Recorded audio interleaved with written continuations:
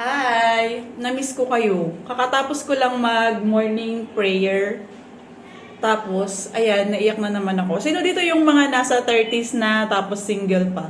Alam nyo kagabi, yung gamit ko yung isang account ko, yung The Chinelas Chronicles. Tapos, sunod-sunod yung, siguro na napansin din ng algorithm ni TikTok na ang mga pinapanood ko, bukod sa manifestation, yung mga single era, dating, tapos yung mga advices ng halimbawa, stop chasing, or your silence inspiring, mga dark feminine energy. Tapos may nakita ako na video na coach siya. Sabi niya nga, ang dating ng 2025 masyadong sa kasi 'di ba yung talak with Jack.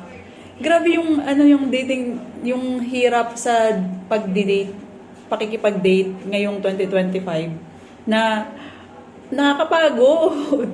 Nakakapagod na may ka-talking stage ka after 2 days, parang pares kayo na wala na ng gana. Tapos kung ginost ka niya, parang okay lang, buti nga yun, nawala ka kasi parang wala na din akong masasabi sa'yo. Tapos may makikilala ka na naman, talking stage na naman. Nakakapagod. Tapos nakita ko nga kay Ace, kasi nakafollow ako sa kanya dun sa isa kong account, na parang blessing in disguise ang pagiging single. Minsan lang nag-spiral tayo na ang lungkot, ganyan. Pero kung iisipin mo on the brighter side, mayroon tayong freedom. Like last, weekend, nag-aano ako ng makakain. So, initially, papunta sa palengke, gusto ko barbecue. Pagpunta ko na dun sa market, magdodonut na lang kaya ako sa 7-Eleven. Yung parang, alam mo yun, naisip ko, di ba, single ka, kahit mag-shift, nandun ka na sa bibilihan, mag-shift yung isip mo kung anong gusto mo, walang magagalit. Imagine mo kung may jowa ka, tapos niyaya mo siyang kumain sa ganitong kainan, tapos nandun na kayo, or nagda-drive na papunta doon, nagbago yung isip mo. So, malamang magagalit yun. Pero since single ka, alam mo naman tayo mga babae, pabago-bago yung isip. So, since single nga, walang magagalit kung papalit-palit yung desisyon mo sa buhay. Isa pa yun, saka yung parang wala kang obligasyon na i-update. Minsan nakakamiss. Totoo yan, nakakamiss na may update ko. Kakain kami sa labas ng mga kaibigan ko. Pauwi na ako, nakakapag-ganyan.